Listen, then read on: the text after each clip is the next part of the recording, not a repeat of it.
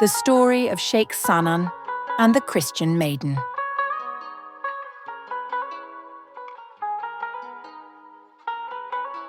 Come closer, traveller of tales, and listen to a story wrapped in mystery, love, and the paradoxes of faith.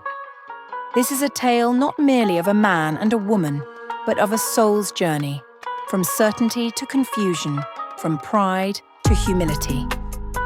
This is the story of Sheikh Sanan, a man of great knowledge and the Christian girl who turned his world upside down.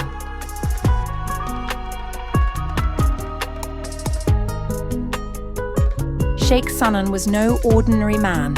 He was a sage of Baghdad, a master of law and scripture, a guide to hundreds of followers who sat at his feet and drank deeply from the well of his wisdom. He prayed through the night, fasted through the day, and his words were said to light the hearts of all who heard him.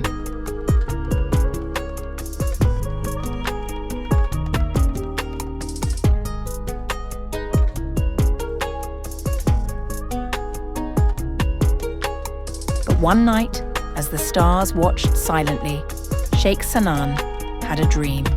In this dream, he saw himself travelling to a distant land, Rum, the land of the Romans, where he stood beneath a grand balcony. There, a young woman appeared, radiant and proud, her hair like silk, her eyes deep with mystery. She said nothing, but her gaze pierced him deeper than any sermon ever had.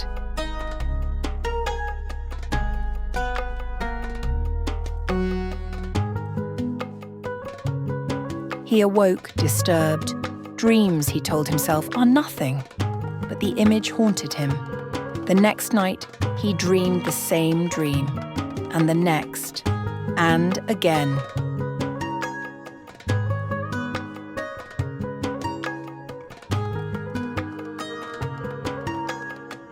Four nights passed, and each time the dream was the same.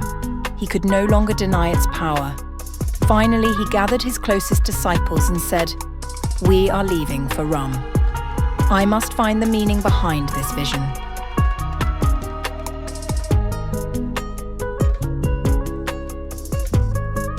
His followers, confused but loyal, followed him across deserts and seas.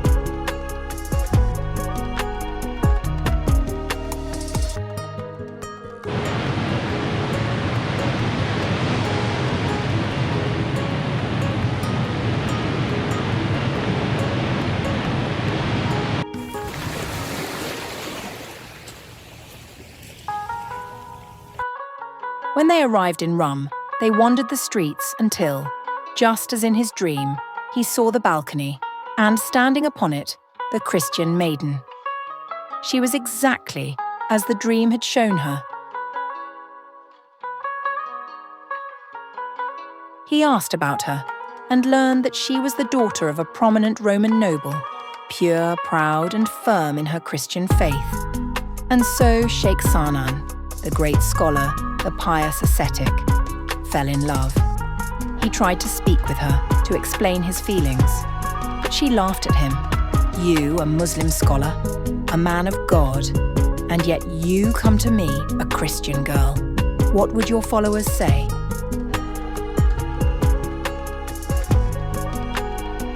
He pleaded. He spoke of love, of longing, of the soul's unrest. She, amused and clever, said, "If you truly love me, prove it."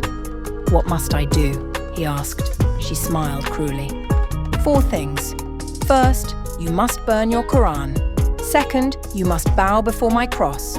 Third, you must drink wine with me. And fourth, you must become a swineherd. Yes, tend my pigs." The sheikh gasped. These were not small requests.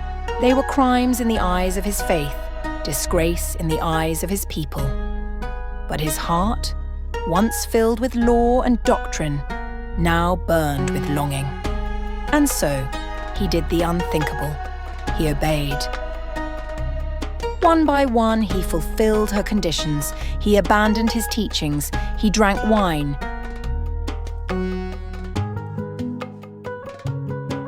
He bowed before her cross.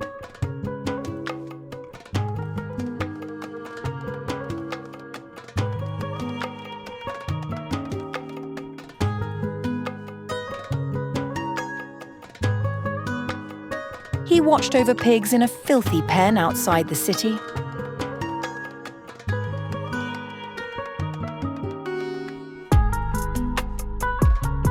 His followers were horrified. They wept and prayed for him, thinking he had gone mad. But Sanan, lost in love, thought nothing of his fall.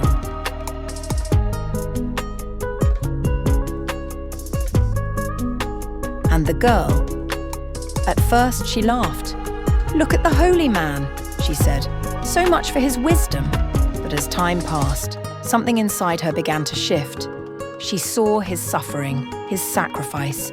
She saw the man behind the madness, the heart that had surrendered everything, not for lust or pride, but for love. And then she fell in love with him. But now it was she who suffered. "What have I done?" she whispered. "I broke a great man. I destroyed his soul."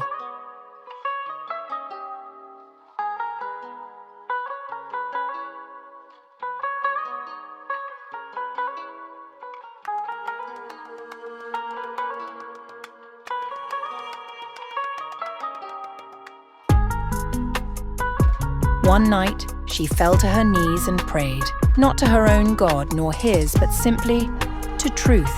She cried, "Let him be restored. Let his light return. Let love purify us both." And a miracle happened. It is said that a divine breath swept through the land. The pigs scattered. The pen dissolved. Sheikh Sanan rose from the dirt, and the spark of wisdom returned to his eyes. He had passed through fire and come out purified, not in spite of his fall, but because of it.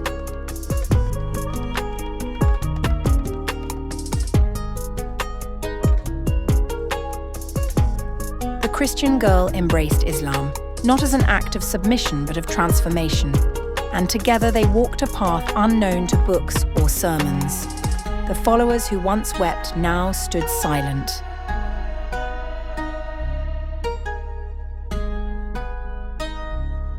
They saw that love can be a fire that burns away ego, a river that washes away judgment, a storm that tears down walls between religions and reveals the soul beneath. And so, dear listener, remember this: not all falls are failures, not all love is madness, and sometimes the way to truth is not up, but through the dark night of the soul, through wine and weeping, through the breaking of pride. And at the end of it all, if the heart is true, love remains.